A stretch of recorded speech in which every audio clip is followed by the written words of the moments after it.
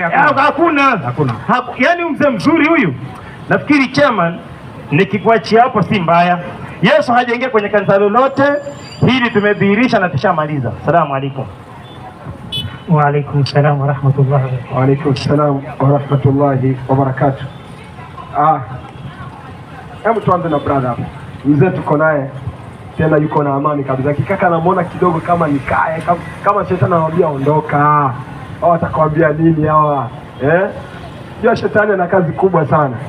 Lakini uhakika bro ni kwamba uko hapo si kwa sababu tukusilimishe. Ni kwa sababu tunataka tukufahamishe. Lakini ukitaka kusilimishwa kwa sababu umeshafahamu, tutakusilimisha. Ukikataa, sisi hatuna lazima. Hebu sikiza Qur'ani inasemaje.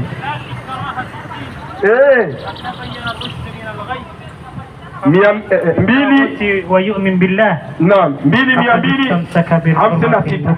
Sikiza Qur'ani inasemaje. Yanasema man ba'udhu billahi minash shaitanir rajim. Naam. Bismillahir rahmanir rahim. Naam.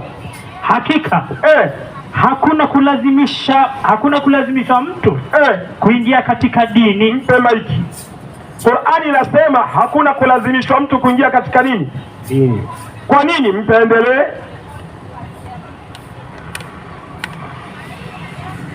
Uongofu umekwisha pambanuka na upotofu. Yaani sisi kazi yetu ni kupambanua uongofu ni huu na upotofu ni huu. Basi anayemkataa shetani, mtu akimkataa shetani na akamwamini Mwenyezi Mungu, bila shaka yeye ameshika kishiko chenye nguvu kisichokuwa na kuvunjika. Mpe maiki kakangu. Brother, Qur'ani inasema hakuna kulazimisha mtu kuingia katika dini. Uongofu uko wazi na upotofu uko wazi. Yule ambaye atamkataa shetani amwamini Mungu, huyo ndio ameshika kishiko chenye nguvu kisichokatika. Naona bosi, kazi yetu hapa ni kubainisha tu. Ndio maana tunasema hebu tuzungumze pamoja. Hivi sasa mwalimu amezungumza mada ya ibada hapa, japo muda umekuwa mchache hajaweza kuingia deep, lakini tu nataka tuulizane. Kuulizana kwetu kwenyewe ni kwamba sisi Waislamu tangu juzi nafikiri unafuatilia maneno yetu, tunasema kwamba Yesu alikuwa Muislamu. Wakristo mnasema Yesu alikuwa Mkristo. Kweli urongo? Kweli. Sasa hivi tutakaa tukishindana hivyo mpaka dunia ishe? Itakuwa kweli hakuna njia ya kutatua hiyo kesi? Na mbona unapinga Ukristo? Yesu. Wewe unapingana na Yesu. Nimempinga vipi? Kila wakati tunasema hapa tunapingana na Yesu. Naam. Tunapingana naye vipi? Tuambie tu vile tunapingana naye. Unapingana naye, unapingana na watu wa Kristo kusema wanaabudu Yesu, hawaabudu. Napingana na Wakristo au napingana na Yesu? Napingana na Wakristo kwamba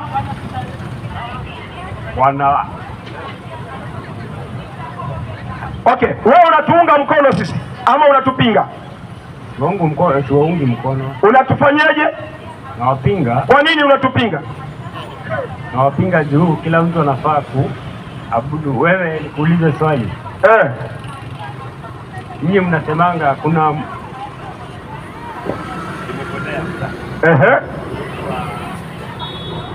Muhammad, unaamini Muhammad unaamini Mungu kupitia Muhammad, ndio? Na naamini Mungu kupitia manabii. Manabii? Muhammad alikuwa nani? Alikuwa nabii, mtume. Alikuwa mtume. Pia Yesu si ni mtume? Ndio. Ndio, mbona wapingana na Yesu basi wasema? Mimi nimekuuliza, sijakataa. Niambie wapi ambao napingana na Yesu ili unirekebishe. Mimi siko hapa nataka kurekebishwa. Sasa mafunzo iko hapa ni gani? Mwanzo kila wakati tuna discuss kuhusu Yesu. Na ndio maana nikauliza swali leo kwa sababu wewe malize hii kesi. Wewe unasema Yesu ana dini gani? Alifundisha dini gani? Dini ya Yesu ni Wakristo wewe. Asante. Na mimi nasema dini ya Yesu ni Uislamu. Sasa mimi na wewe tumeongea, vitabu vinasemaje?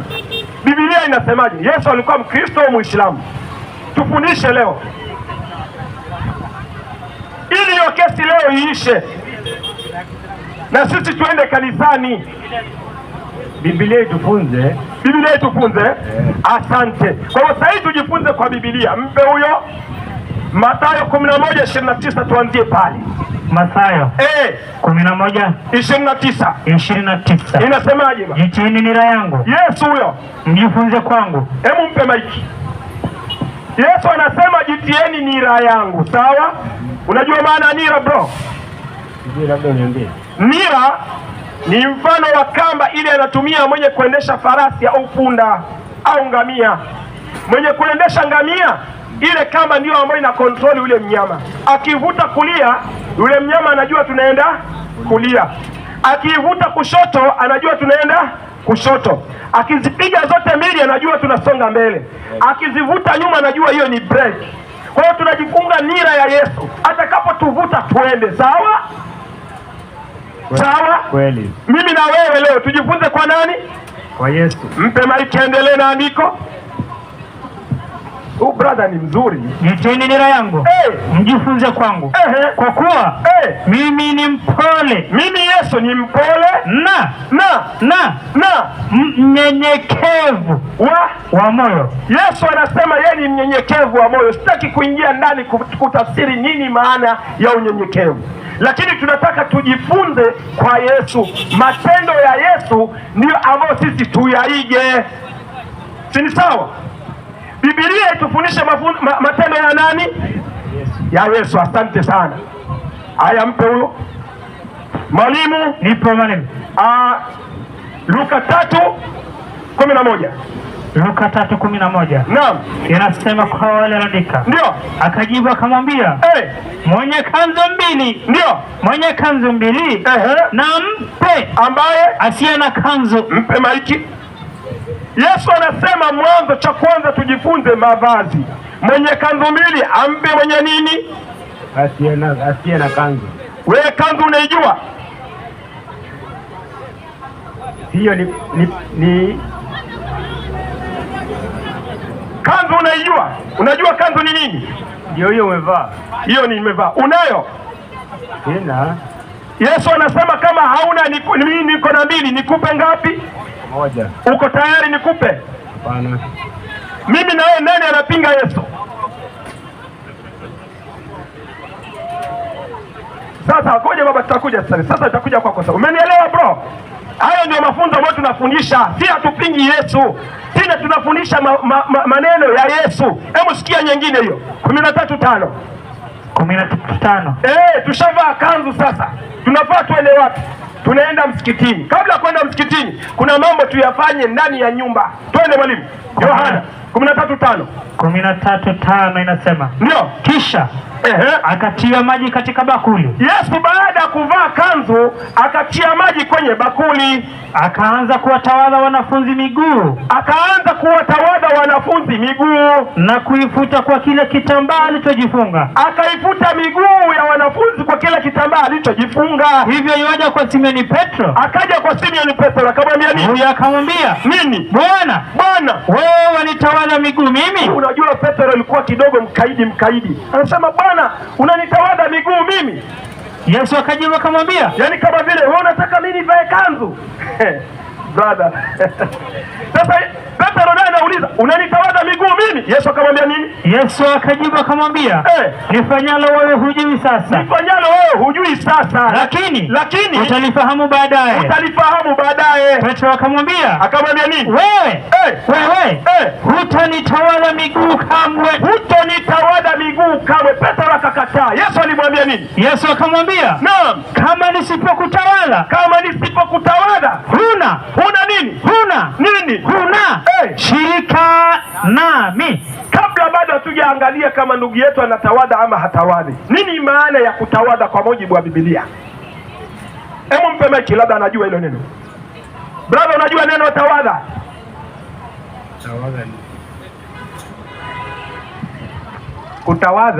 Kutawadha ni kunawa miguu kabla ya kusali. Kunawa miguu kabla ya kusali.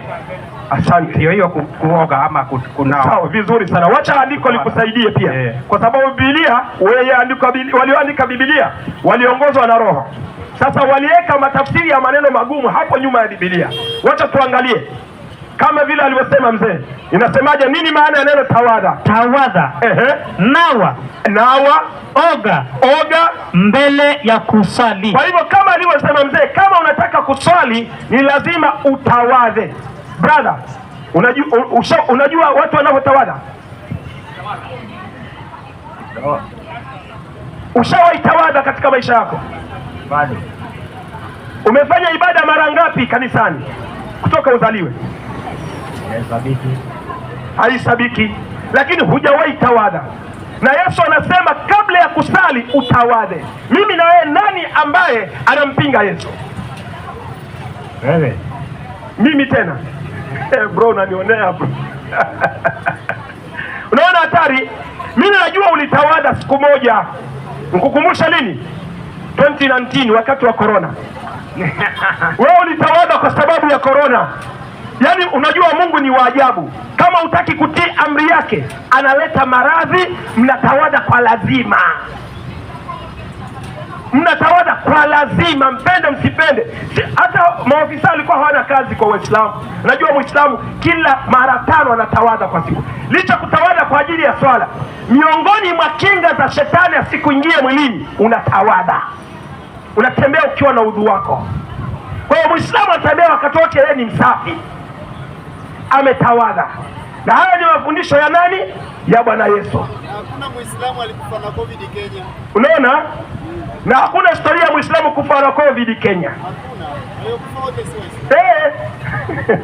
Anafikiria. Hiyo ya pili hiyo bro. Tunatafuta mafunzo ya nani? Ya Yesu. Tumepata ya kwanza ni kuvaa nini? Kanzu, sawa? Ya pili unatawadha. Kama unataka kwenda kufanyaje? Mpe maiki. Ya tatu sasa, Luka 4:14 anzia hapo. Luka 4:14. Ndio. Inasema kwa wale andika. Inasemaje? Yesu akarudi kwa nguvu za Roho. Yesu akarudi kwa nguvu za Roho, akaenda Galilaya. Akaenda Galilaya. Habari zake zikaenea katika nchi zote za kando kando. Kama hivi habari zetu hapa zinaenea hapa Mtwapa nzima kwamba kuna jamaa pale ni wapinga Kristo, lakini maskini hawajatuelewa. Naye alikuwa akifundisha katika masinagogi yao. Yesu, mpe maiki. Yesu alikuwa mafundisho yake anafundisha kwa nyumba inaitwa sinagogi. Aya, mpe endelee 16 hapo hapo. Akaenda Nazareti. Yesu huyo. Hapo alipolelewa. Na siku ya Sabato akaingia katika sinagogi. Hebu mpe maiki. Brother, unajua siku ya Sabato? Jumamosi. Ambayo ni siku gani? Huwa ya nini Jumamosi? Kwa mujibu wa Biblia. Ibada ya Mungu. Kwa hivyo ina maana hapo siku ya Jumamosi alikuwa anaenda kufanya nini Yesu? Kufanya ibada. Tumesema ana siku ya ibada. Sasa kama ameenda huko si anafuata ibada? Haya, mpaendelee. Na siku ya Sabato akaingia katika sinagogi kama ilivyokuwa desturi yake. Mpe maiki. Bro, unajua maana ya desturi? Kabila, yani desturi maana yake ni nini? Kawaida ama nini? Desturi kawaida ama kawaida ama kabila. Sio kabila. Mila. Mila. Kama mila au kawaida ya mtu. Sawa? Ama tabia. Kwa hiyo Yesu ilikuwa ni tabia yake na ni kawaida yake kuingia nyumba inaitwa sinagogi. Nini maana ya sinagogi?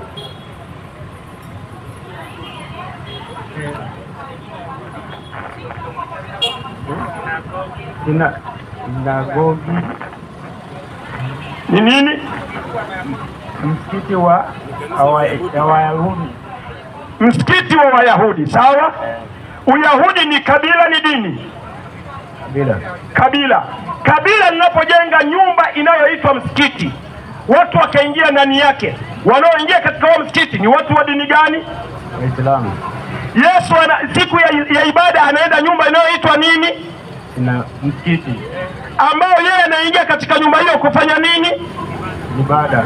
Kwa hivyo Yesu anataka tuingie kwa nyumba inayoitwa msikiti. Mimi na nani?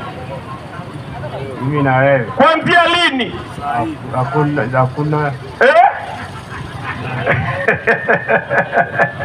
Takbir! Kuanzia lini? Brother mzuri, brother mzuri tu kabisa. Kuanzia lini brother? Hakuna siku. Hakuna siku. Yeah. Tubakie kwenye hali hiyo tu kabisa. Hatari kubwa sana. 7:24 Mathayo. Sasa anamkataa Yesu wazi wazi live, na amesema tujifunze kwa nani? Kwa Yesu. Leo ndio utaelewa kumbe sisi tukija hapa huwa hatuchezi. Yesu hajafundisha twende kufunga siku 40 mfululizo tufe alafu tufukuliwe. Hiyo ndio shakahola. Lakini Yesu kafundisha haya tunayoyafundisha. Soma mwalimu. 7:24. Sema mwalimu. Basi kila asikia haya maneno yangu. Yesu anasema, mzee naomba tusikize. Yesu anasema katika kitabu cha Mathayo 7:24, kila asikiaye haya maneno yangu na kuyafanya na akayafanya atafananishwa na nani? Na mtu mtu mwenye akili. Mpe maiki. Yesu anasema mwenye kusikia maneno yake yeye Yesu na akayafanya atafananishwa na mtu mwenye nini? Mwenye akili. Kati ya mtu mwenye akili na asiyekuwa na akili, wewe unachagua nani? Mwenye akili. Mpe huyo 26 hapo hapo. Yesu anasemaje? Na kila asikia maneno haya yangu asiyafanya. Na mwenye anasikia maneno haya yangu ya kuingia msikitini asiyafanya, akakataa kuingia msikitini, atafananishwa na nani? Atafananishwa na mtu na mtu maskini mpumbavu. Haya, mpe maiki. Brother, hebu nikumbushe jina lako. William. Nafikiri wewe ni mtu wa zamani. Unakumbuka tulikuwa na rais alikuwa anaitwa Mwai Kibaki. Yeah. Kibaki alikuwa akiona mambo ambayo hayapendezi anasema huyu ni nini? Pumbavu. Anasema pumbavu. Pumbavu yani. Pumbavu. Sasa Yesu anasema kila mtu asikiaye maneno yangu ya kuingia msikitini, kutawadha, kuvaa kanzu, akayafanya atafananishwa na mtu mwenye nini? Lakini anayekataa kuingia msikitini afananishwa na mtu ambaye ni pumbavu. Kati ya mtu mpumbavu na mwenye akili unachagua nani? Mwenye akili. Ili uwe mwenye akili ni twende wapi mimi na wewe? Hakuna. Kwa hivyo wewe itakuwa ni nani? Hiyo ni yako. Takbir! Allahu akbar. Takbir! Allahu akbar. Wa qul jaa al-haqq wa zahaqa al-batil innal batila kana zahuqa. Yani unajua unampeleka mbuzi au kondoo au ngamia mpaka kwenye maji, huwezi kumlazimisha kunywa. Lazima yeye mwenyewe ndio ambaye ataweza kunywa. Lakini hawezi kunilaumu kwamba kwa nini sikumpeleka kwenye nini? Kisima. Mpe mzee wangu hapa. Tulia hapo hapo bro. Tarudi kwako. Mzee. Mafunzo umeyasikia? Nimeyasikia na nina swali kwako. Niulize. Swali langu ni hili. Naam. Kuhusu dini ya Uislamu. Naam. Na dini ya Kikristo. Ni ipi ya mwanzo ama ni ipi ya mbele? Mpe huyu. Qur'ani 2:213.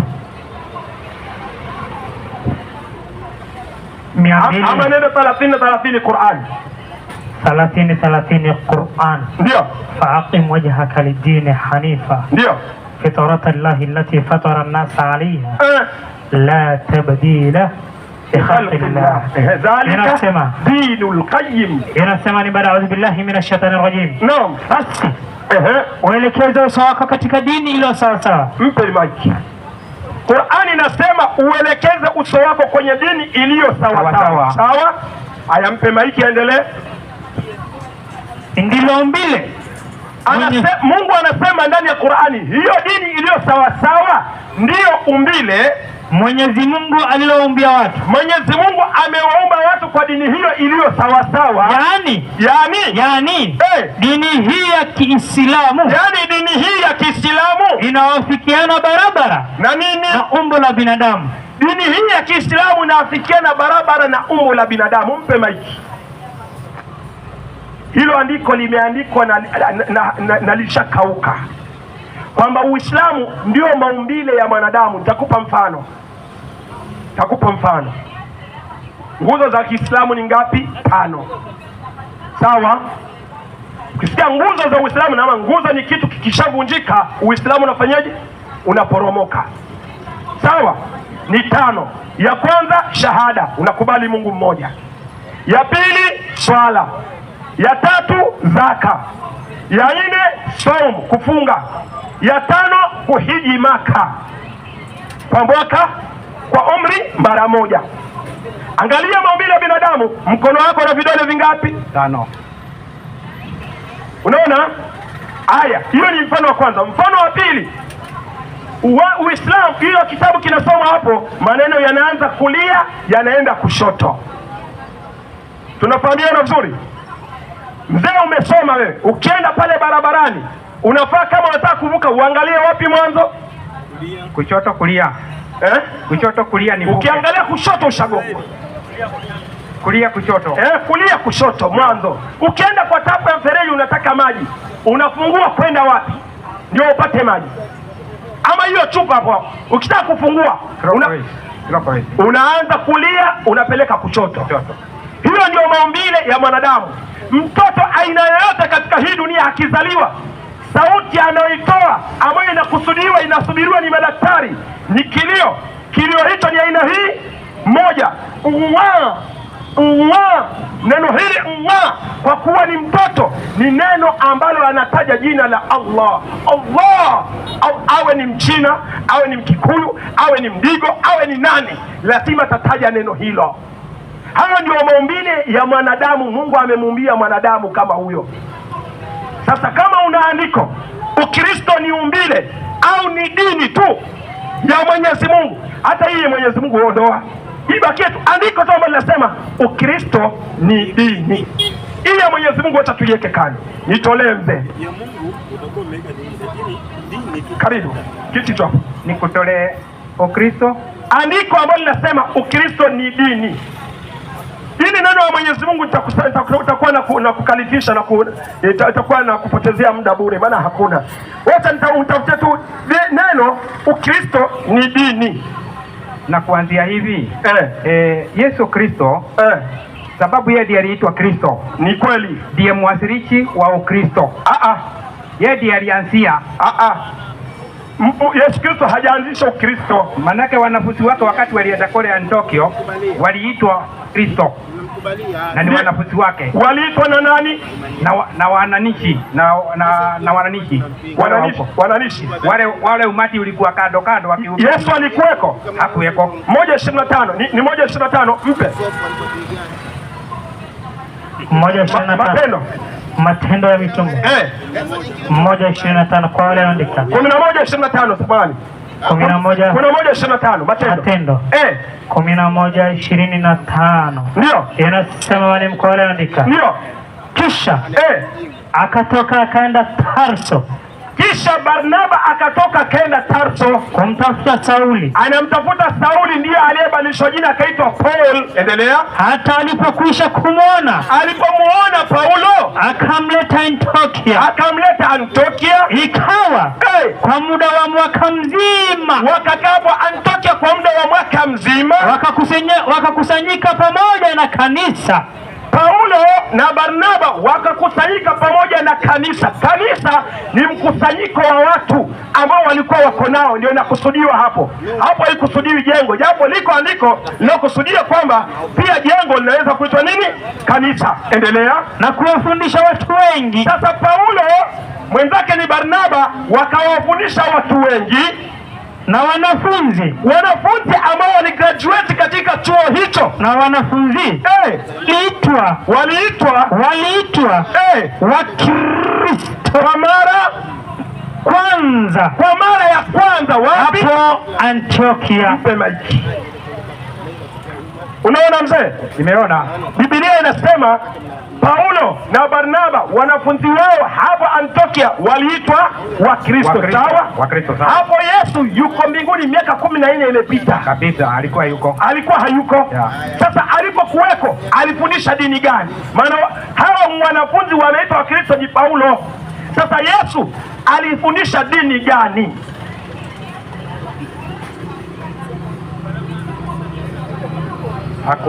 Hakuna. Dini hii hapa. Dini hii Ipo mzee, hujaiona? Ipo. Mimi nitakufundisha ni ipi. Sawa? Mwalimu. Somee Qur'ani 3:64 alafu turudi kwenye Biblia. Muonyeshe Biblia Yesu. A'udhu billahi minash shaitani rajim. Naam. Sema, watu mliopewa kitabu. Sema, enyi watu mliopewa kitabu cha Mwenyezi Mungu. Enyi watu mliopewa kitabu cha Mwenyezi Mungu. Nani hao? Mayahudi, Manasara. Mayahudi na Wakristo. Muhammad anaambiwa awaambie nini? Njooni. Awaambie njooni katika neno lililo sawa baina yetu na baina yenu. Njooni, na ndio maana tunakuja hapa kuwakilisha Muhammad, kwa sababu tunawaambia njooni katika neno ambalo liko sawa baina yetu sisi na nyinyi. Gani hilo? Ya kwamba tusimwabudu yoyote ila Mwenyezi Mungu. Mwanzo tusimwabudu yoyote ila Mwenyezi Mungu. Wala tusimshirikishe Mwenyezi Mungu na chochote. Subiri kidogo mwalimu. Hawa ndugu zetu wa kutoka sehemu za bara, tukitaja neno kushirikisha wanaona labda ni kule kuamiliana na Mungu. Wanachukulia kama sako vile. Lakini neno kushirikisha ina maana kumfanyia Mungu mshirika. Yaani kufanya Mungu ana msaidizi na mwenzake ambaye wanafaa kuabudiwa pamoja. Yaani kwa lugha nyepesi kufanya ushirikina. Maana ushirikina sio kwenda kwa waganga, ni kwenda kukubali Mungu zaidi ya mmoja. Ndio inaitwa ushirikina. Wale waganga ni sehemu katika ushirikina, lakini asili ya neno ushirikina ni kukubali Mungu zaidi ya huyo mmoja. Kwamba tusimwabudu yeyote isipokuwa Mwenyezi Mungu, wala tusimshirikishe Mwenyezi Mungu na chochote. Endelea. Wala baadhi yetu tusiwafanye wengine kuwa waungu badala ya Mwenyezi Mungu. La tatu, baadhi yetu tusiwafanye wanadamu wengine kuwa waungu badala ya Mwenyezi Mungu au pamoja na Mwenyezi Mungu. Wakikataa maneno haya, semeni. Useme nini? Shuhudieni ya kwamba nini? Sisi ni Waislamu. Maana yake tumenyenyekea amri za Mwenyezi Mungu. Mpe maiki. Qur'ani inasema Uislamu maana yake ni kunyenyekea nini? Amri za Mwenyezi Mungu. Kwa hivyo ukinyenyekea amri za Mwenyezi Mungu, ukiwa mnyenyekevu kwa amri za Mungu, unakuwa wa dini gani kwa mujibu wa andiko? Muislamu. Ampe huyo. Rudi tena kwenye Mathayo 11:29. Na tulipokusanyika akasimama mmoja wao. Mathayo 11:29. Jitieni nira yangu. Jifunze kwangu. Kwa kuwa mimi ni mpole na mnyenyekevu wa moyo. Mpe maiki. Yesu anasema yeye ni mpole na mnyenyekevu wa moyo. Tumesema unyenyekevu ni kunyenyekea amri za nani? Mungu. Ukinyenyekea amri za Mungu kwa Kiarabu unaitwa Muislamu. Kwa hivyo Yesu alikuwa Muislamu wa moyo wake alikuwa ni Muislamu kabisa, kwa sababu ananyenyekea amri za Mungu. Tafsiri ya kwanza hiyo ya kuhusu neno Islam. Tafsiri ya pili, neno Islam inamaanisha amani. Nikikwambia salamu alaikum, maana yake amani ya Mungu iwe pamoja nawe. Tunafahamiana? Tafsiri ya pili hiyo. Yesu anatufundisha tushikamane na hilo katika kitabu cha Luka 1:79. Inasema nini? Naam. Kuangaza wakao katika giza na uvuli wa mauti. Kuangaza wakao katika giza na uvuli wa mauti. Na kuiongoza miguu yetu kwenye njia ya amani. Kuiongoza miguu yetu kwenye njia. Neno njia ni Kiswahili, Kiarabu ni dini. Kuiongoza miguu yetu kwenye njia ya amani, kwenye maana kwenye dini ya Uislamu, kwa sababu amani neno Islam, njia ni dini. Mpe maiki. Hiyo ndio dini ya Yesu, na ndio maana tumemwona atuambia twende msikitini, akatuambia tutawadhe, akatuambia tuvae kanzu. Wasemaje mzee? Mimi nikisoma maandiko ndio Injili ni Injili ya Bwana, ndio ninapata kuona alikuwa anaingia kwenye hekalu takatifu iliyojengwa na Suleiman mwana wa Daudi. Na hizi zote mbili, hekalu takatifu ndio na sinagogi, zilikuwa ni za Wayahudi. Ndio. Kwa hivyo lazima angeingia kule, sababu ametumwa kwa wana wa Israeli, Wayahudi. Sawa, kwa sababu yeye ni mtume. Sawa, kwa sababu yeye ni mtume. Anapokuja anafaa awaunge mkono wale Wayahudi au anafaa afundishe maneno ya Mungu? Afundishe neno la Mungu. Kwa hivyo alipoingia, ina maana ilikuwa neno la Mungu limekubali aingie wapi?